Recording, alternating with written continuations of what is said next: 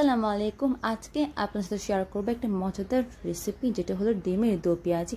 অনেক সময় হয় না, মাছ মাংস কোনোটাই মজা লাগে না, কোনোটাই মনে হয় এত ভালো স্বাদ হচ্ছে না বা মুখে রুচি হচ্ছে না, তখন কিন্তু এই ডিমের দো পেঁয়াজি ট্রাই করতে পারেন। এটা বানানোর সহজ আর ইনগ্রিডিয়েন্টস কিন্তু খুব কমই লাগে। তো শুরু করা যাক এই মজাদার রেসিপি। আমি প্রথমে ডিম আর আলু সেদ্ধ করে নিয়েছি, আর ডিমের আশপাশে একটু কেটে কেটে নিয়েছি যাতে মশলাটা ঢুকে। আর নিয়েছি টমেটো কুচি, মরিচ ভেঙে নিয়েছি, এরপর নিয়েছি পেঁয়াজ কুচি, পেঁয়াজ বাটা, রসুন বাটা, হলুদ গুঁড়ো, ধনে গুঁড়ো, গরম মশলা গুঁড়ো, সামান্য লাল মরিচ গুঁড়ো।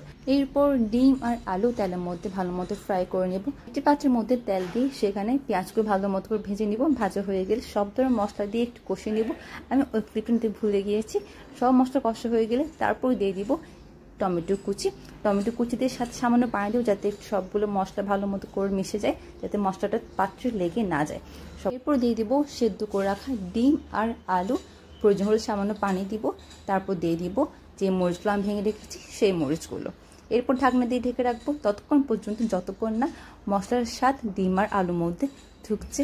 যখন মনে হবে যে ভালো মতো সব ধরনের মশলা সেদ্ধ হয়ে আলু আর ডিমের মধ্যে গিয়েছে, তারপর একদম শেষে ধনে পাতা কুচি দিয়ে নামিয়ে নিব গরম গরম ডিমের দো পেঁয়াজি।